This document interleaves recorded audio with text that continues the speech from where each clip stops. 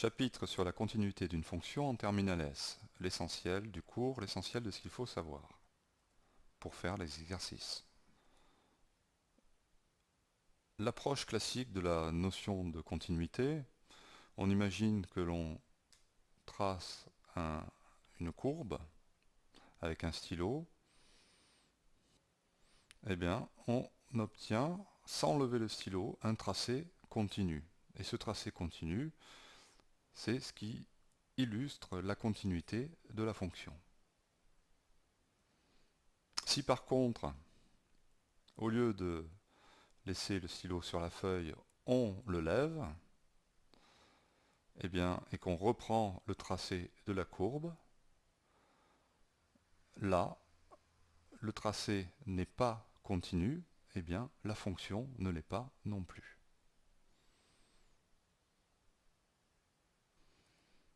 On parlera alors ici que la fonction n'est pas continue au point où on a l'abscisse ici correspondant. Donc on a ici en A, c'est discontinu, puisqu'on n'a pas la continuité de la courbe. Ou plutôt, parce que pour tracer la courbe, on est obligé de lever le stylo. Ici, c'est un point de la courbe, alors que là, ce n'en est pas un. Ici, on a l'ordonnée de ce point, c'est f de a. Si ça avait été continu, on aurait ça. Comment va-t-on traduire en langage mathématique la notion de continuité? Donc comment va-t-on la définir? Eh bien, on a que la limite, lorsque x tend vers a de f de x, doit être f de a.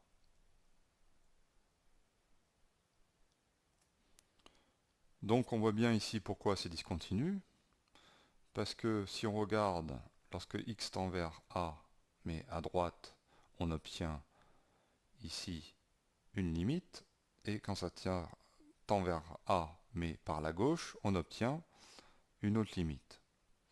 Du coup, ces deux limites ne sont pas égales, donc il n'y a pas de limite en a. Et c'est encore moins f de a.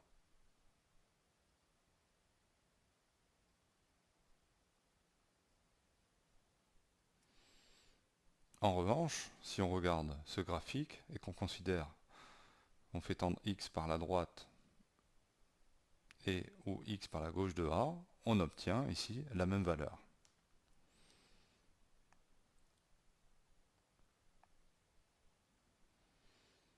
Donc, la définition f est continue en a équivaut à limite lorsque x tend vers a de f de x est égal à f de a. On avait déjà vu ça en première, lorsque l'on avait abordé les fonctions dérivées et la dérivabilité. On avait dit que la limite pour tout point du domaine de définition d'une fonction usuelle, on avait ce genre de résultat. Donc on considérait déjà que les fonctions usuelles, les fonctions de référence, étaient continues sur leur domaine de définition. Évidemment, ce résultat, on va le garder. Hein. Toutes les fonctions usuelles sont continues sur leur domaine de définition. Autre définition, on parle de continuité sur un intervalle si elle est continue en tout point de cet intervalle.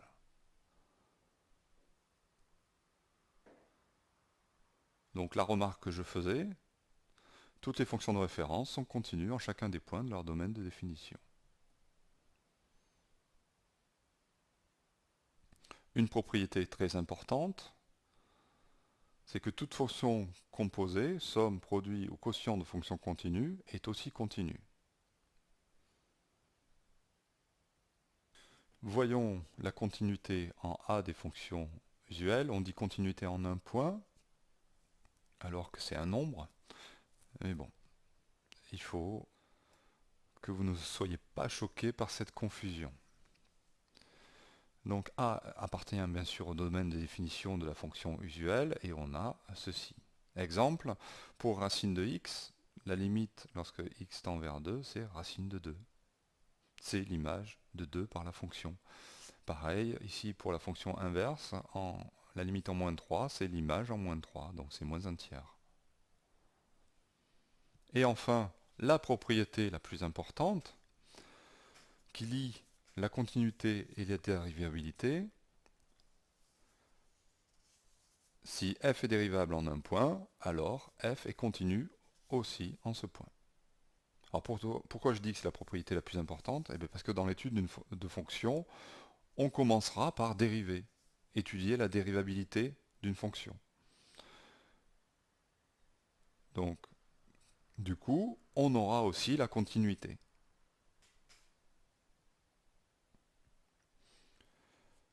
Par contre, ici, regardez, on n'a qu'une flèche et on n'a pas le retour. Ce qui veut dire que f n'est pas toujours dérivable en un point où elle est continue. Par exemple, la fonction usuelle racine de x est continue en 0, puisque limite, lorsque x tend vers 0 de racine de x est égal à 0, qui est égal à racine de 0. La limite est bien égale à l'image en 0, et pourtant, elle n'est pas dérivable en 0. Donc, on n'a pas le retour, il y a juste implication.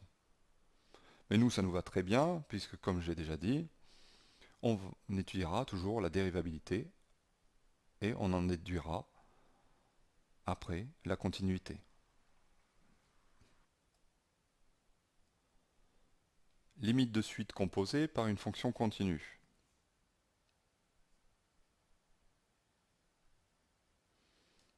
Donc ici on a une limite, imaginons que la limite de un en plus l'infini ça soit L, et f continue en L. F continue en L, ça veut dire que la limite de f de x en L, c'est f de L. Donc par composition, on a ceci. La limite de l'image de un par f est égale à f de L.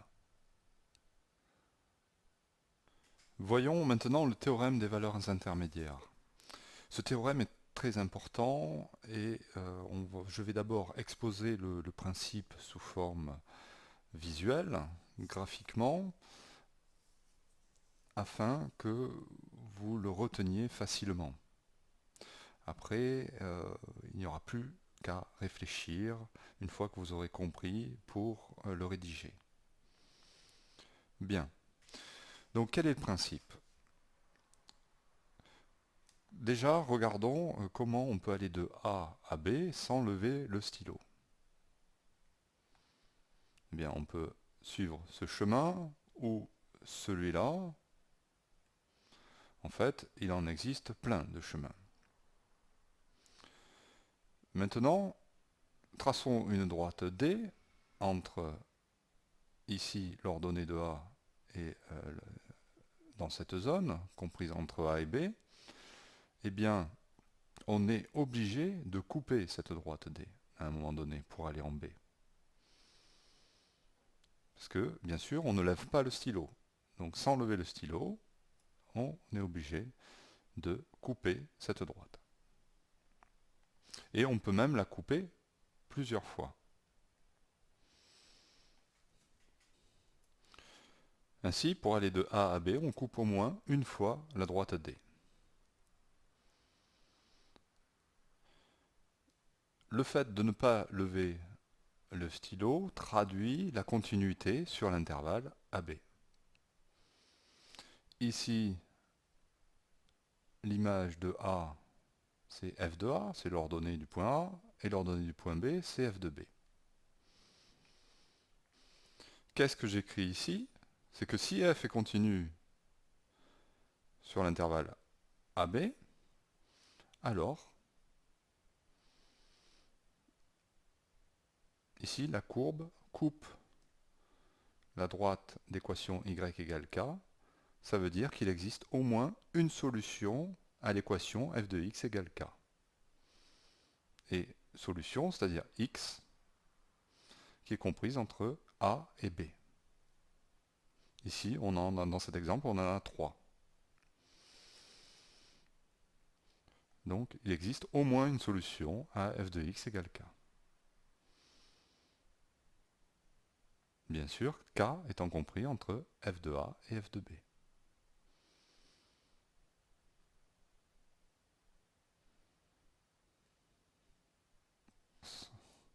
La conséquence de ce théorème, c'est que si k est égal à 0, donc on va dire il faut f de a et f de b, donc f de a positif et f de a négatif. Donc si f de a et f de b sont de signes contraires, alors il existe au moins une solution à f de x égale 0, compris entre a et b.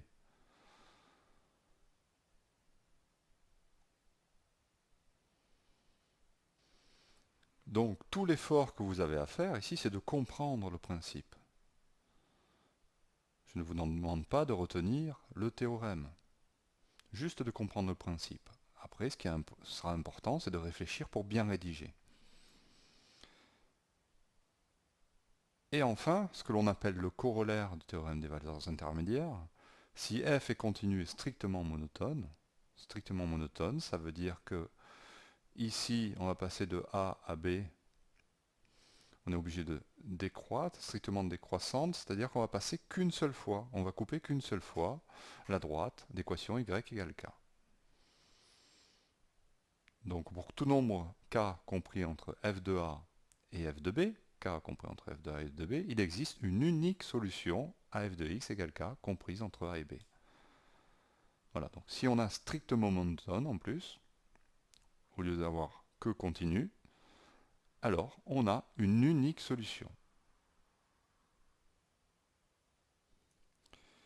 Et donc bien sûr, la même conséquence que tout à l'heure, si f de a et f de b sont de signes contraires, alors il existe une unique solution à f de x égale 0, comprise entre a et b. Voilà, ici c'est C. La continuité et le tableau de variation.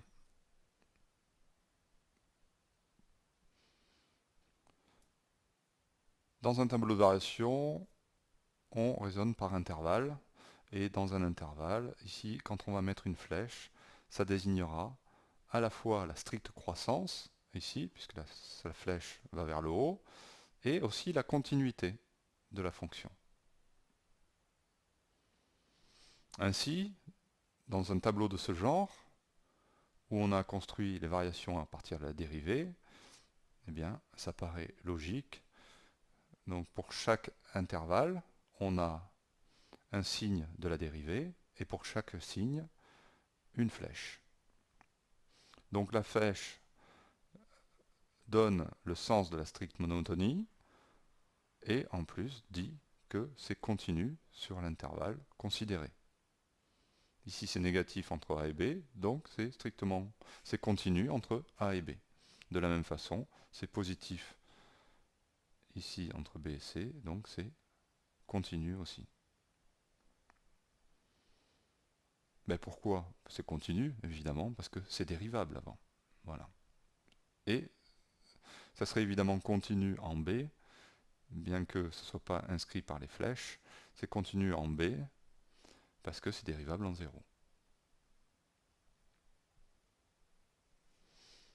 Donc ce qui est important, c'est qu'en construisant le tableau de variation, on a la continuité sur chacun des intervalles, ce qui va nous être utile pour pouvoir utiliser le théorème des valeurs intermédiaires.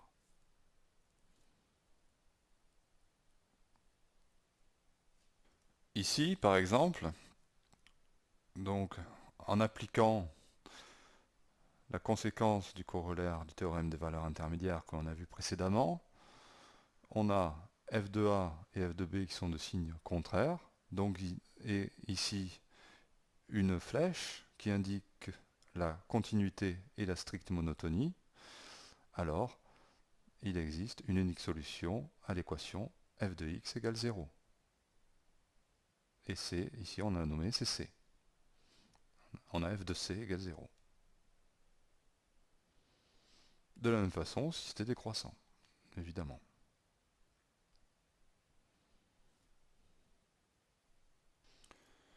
Voyons maintenant la généralisation du théorème des valeurs intermédiaires à tout intervalle. On a vu le théorème des valeurs intermédiaires tout à l'heure pour un intervalle AB, avec A et B finis. Eh bien, si on a des bornes infinies, comme ici, moins l'infini, eh bien on va considérer en fait les limites. Ici on a 0, et là, pareil, c'est exclu, on a plus l'infini. On peut faire le même raisonnement. Ici, il y a la stricte croissance, la continuité, et entre 0 et plus l'infini, il existe un cas, donc il existe une unique solution à l'équation f de x égale k. C'est C. Donc pour tout intervalle, fini, fermé, ouvert, ou qu'un côté ouvert, ceci, a et b pouvant être finis ou infinis. Donc si la borne ici est inclue dans l'intervalle, l'image est finie. Et si elle est exclue, l'image est une limite. On verra ça plus en détail, évidemment, dans la partie exercice, dans la partie savoir-faire, la deuxième vidéo.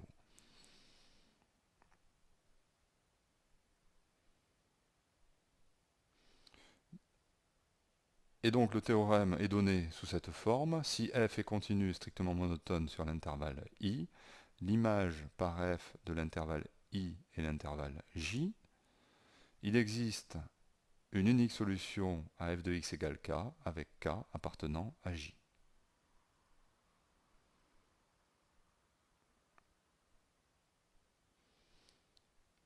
Exemple. Ici, on a un tableau de variation de f avec les limites.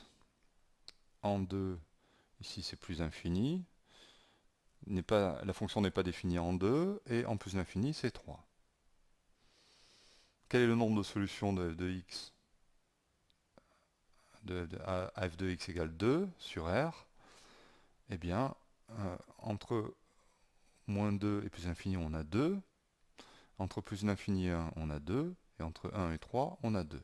Donc sur chacun des intervalles, ici, on va avoir une solution, puisqu'on a la stricte croissance et la continuité. La stricte monotonie, pardon, et la continuité. Donc, dans chacun des intervalles, on a une solution à cette équation.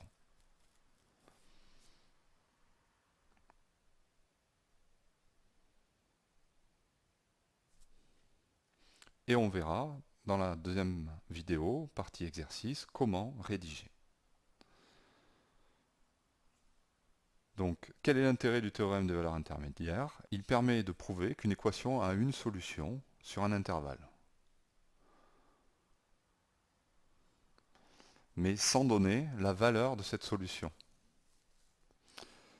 Donc après, pour déterminer cette valeur, on utilisera, par exemple, un algorithme ou la calculatrice.